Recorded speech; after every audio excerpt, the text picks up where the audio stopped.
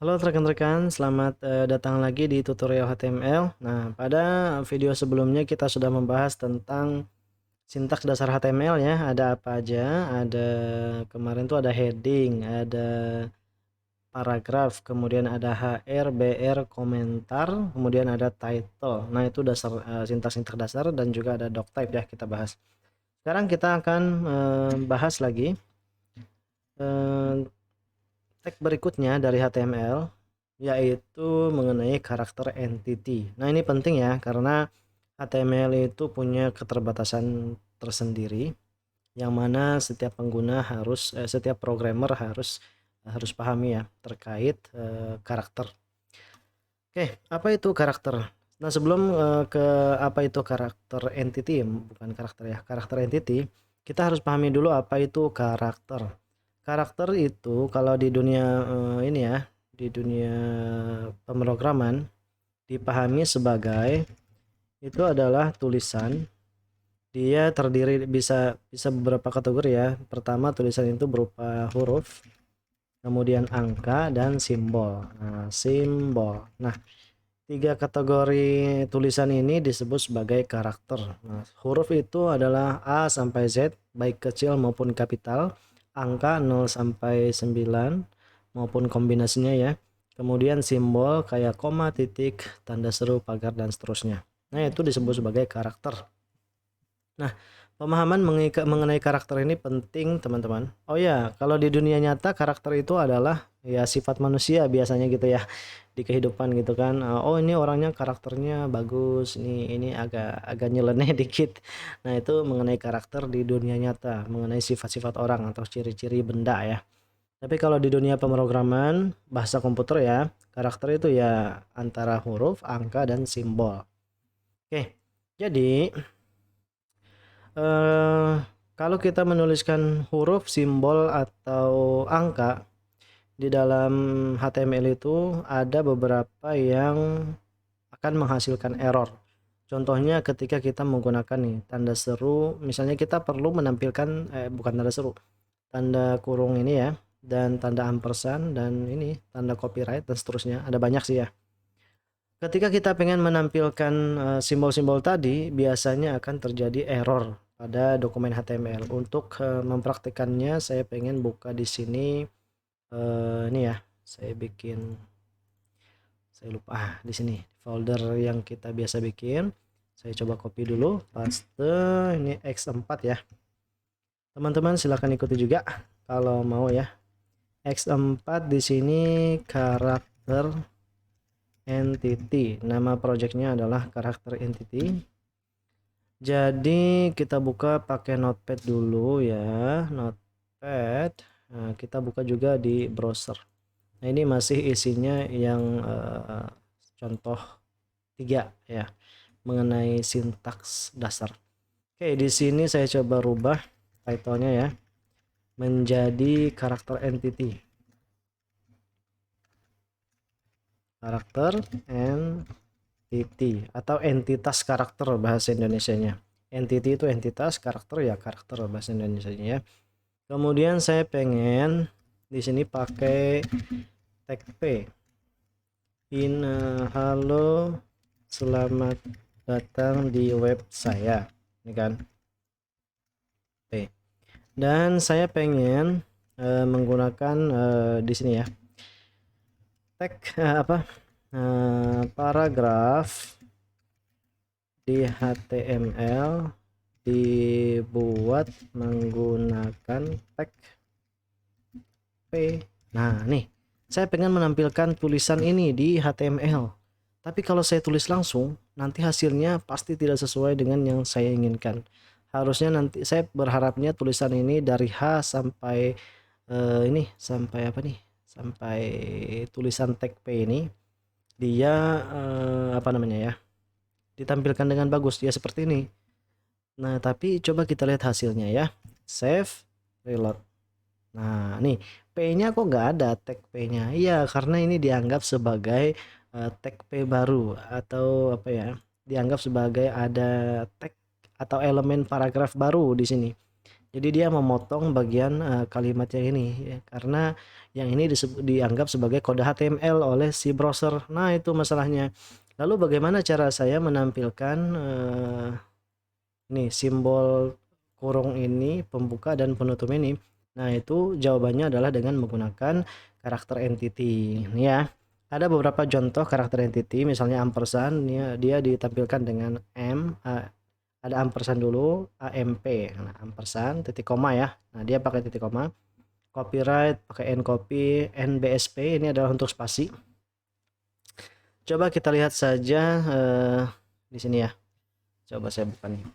Kita lihat saja referensi lengkap untuk entitasnya di HTML. Saya sudah kasih linknya ya.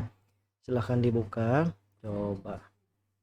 Nah, jadi kalau teman-teman pengen menampilkan tag P ini di web, harus pakai entitas ini. Nah, nih LT. Nih, ini ya. LT berarti kita coba pakai ini ya. Copy dulu atau teman-teman ketik ya. Nah, saya paste. Jadi kurungnya diganti dengan LT, yang ini GT. GT itu singkatan dari greater than. Nah, kalau sudah seperti ini P-nya ada di tengah-tengah ya, diapit oleh dua entitas ini. Saya save, nanti hasilnya seperti, nah, tag P-nya kelihatan. Nah, jadi ini tidak dianggap error lagi. Nah, begitu maksud saya mengenai karakter entitas ya. Jadi ada simbol-simbol lain tuh, misalnya kayak apapun gitu yang teman-teman pengen. Contohnya kalau pengen menampilkan copyright, nah ini tadi ini ya, misalkan set seperti ini, copyright 2024, save, nanti hasilnya seperti apa.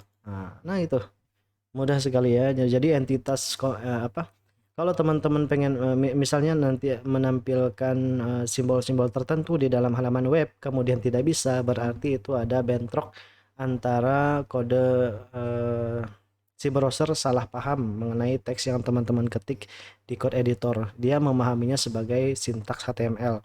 Nah, sehingga untuk menampilkannya perlu pakai entitas gitu ya, karakter entity. Nah, itu teman-teman. Coba kita lihat lagi referensi yang ini ya. Oke, allow. Di sini ada simbol banyak sekali kalau nggak salah tuh ya, selain yang ini tadi. Nah, teman-teman bisa coba aja ya. Coba saja simbolnya di ini kan. Ini full currency, nah panah nih. Coba lihat kita lihat.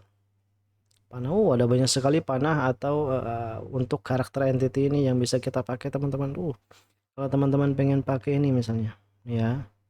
Oh ya, dia bisa dipanggil pakai kode ini ya. Ini name-nya bisa pakai hexadesimal. Coba kalau kita pakai hexa ini, bisa pakai desimal. Dek itu desimal. Coba. Nah, paste aja ya. Nah, sip.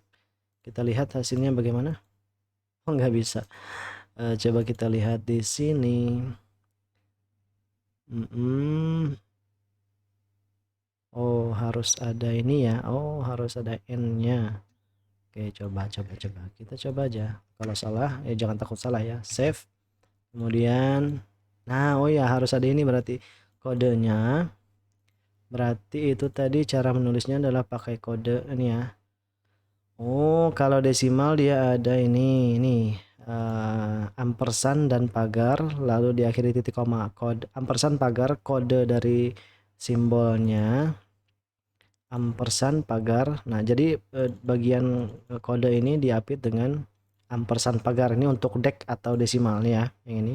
Kalau hex dia harus diapit ampersand pagar ditambah dengan x. Nah, itu. Nah, kalau yang ini pemanggilan menggunakan nama. Jadi teman-teman, kalau nggak ada namanya berarti ya opsi lain hanya bisa pakai desimal atau heksadesimal nih. Saya lebih suka heksadesimal sebenarnya ya daripada desimal. Coba kita pakai yang ini, berarti cara jangan itu deh. Misalnya ini deh. Nah, saya copy. Berarti cara menambahinnya tadi adalah ampersand kemudian pagar lalu x ya. X itu simbol untuk heksadesimal, paste kodenya. Nah, kita akhiri titik koma. Oh, kita pisah dengan BR ya. Ups. Nah, save. Lalu kita lihat. Nah, itu ini adalah simbol karakter entity. Nah, jadi teman-teman bisa explore banyak sekali simbol yang bisa dipakai ya. Limitless lah. Ada ini, wah banyak ternyata, saya baru tahu juga nih. Baru lihat maksudnya, tapi bukan baru tahu karakter identitas ya, tapi baru lihat. Oh, ada banyak, ada mahkota, ada armor. Oh, luar biasa ternyata. Nah, itu teman-teman. Jadi ada banyak simbol yang bisa kita pakai ya untuk halaman website kita, dan tentunya simbol-simbol tersebut akan membuat halaman menjadi semakin menarik. Nah, sisanya adalah ya tergantung kreativitas kita, bagaimana kita menggunakannya supaya matching atau sesuai dengan selera dari pengguna itu ya. Nah, baik, itu mengenai karakter entity. Jadi karakter entity itu penting ketika teman-teman pengen menampilkan hal-hal yang apa namanya ya, hal-hal atau simbol-simbol khusus yang bisa disalahpahami oleh siapa ya, si HTML. Satu lagi yang pengen saya jelaskan di sini mengenai karakter ini, NBSP. NBSP itu singkatan dari non break spacing.